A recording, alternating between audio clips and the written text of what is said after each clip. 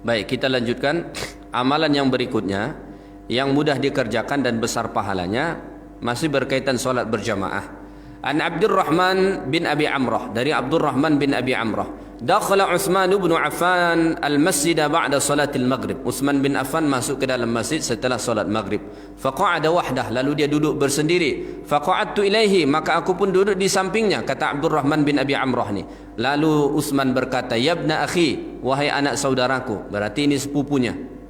Sami'tu Rasulullah sallallahu alaihi wasallam yaqul, saya mendengar Rasulullah bersabda. Apa kata Nabi? Man shallal isya'a fi jama'atin faka'annama qama nisfal lail, wa man shallal subha fi jama'atin faka'annama shallal laila kullah.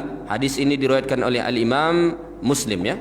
Siapa yang salat isya berjamaah seperti salat setengah malam, maka salat isya berjamaah itu besar betul pahalanya.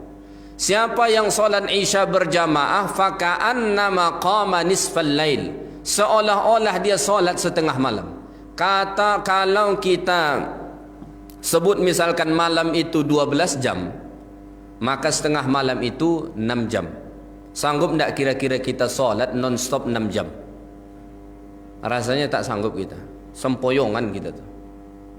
Tapi dengan datang solat isya berjamaah, kita bisa dapat fadilah seperti salat qama nisfal lail, seperti salat setengah malam.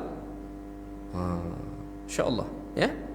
Kemudian wa man shalla subha fi jama'atin, siapa yang salat subuhnya berjamaah, faka'annama shallal laila kullah, seolah-olah dia salat sepanjang malam.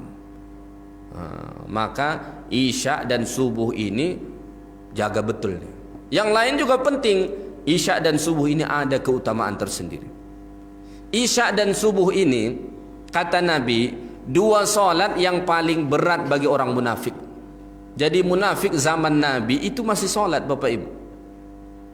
Maka kalau ada hari ini orang mengatakan saya Islam tapi tak solat, itu lebih parah dari munafik zaman Nabi, ya.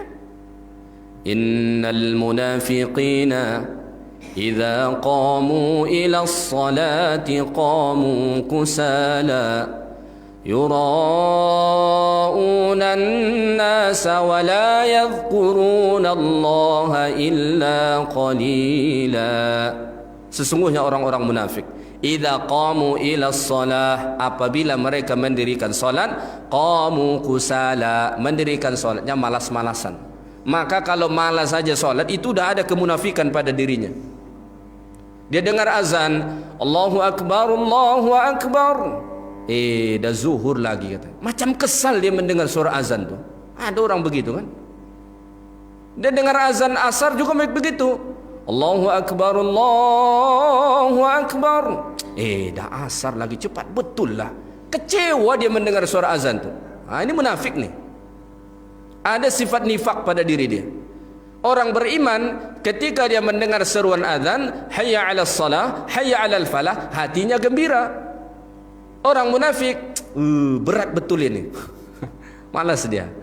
Dia tetap pergi tapi malas. Itu munafik. Jadi Nabi mengatakan ada dua solat paling berat bagi orang munafik, yaitu solat isya dan subuh.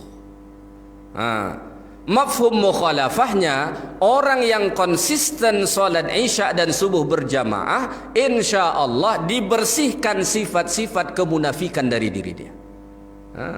Maka Bapak Ibu kalau mau cari menantu, cari yang solat isya dan subuh berjamaah. Survei betul, tapi jangan sampai tahu dia bapak mau datang. Datang dia nanti. Diam-diam datang ke kompleknya, tanya, nak kamu tinggal di mana? Tinggal sini pak. Masih apa dekat situ? Ini pak. Datanglah isya situ. Tengok-tengok, nampak tak batang hidung dia? Subuh datang lagi, tengok-tengok, nampak tak batang hidung dia? Kalau tak nampak, jangan bagi sama dia, anak gadismu. Dikecewakan nanti sama dia. Cari betul itu, ya. Solat isya sama subuhnya berjamaah, ya. Karena itu berat betul bagi orang munafik tuh. Orang-orang yang ada sifat nifak kemunafikan pada dirinya, berat betul dua solat itu. Kenapa? Di isya dia sudah ngantuk, di subuh dia masih tidur. Akhirnya tak melakukan. Maka lakukan ini, ya.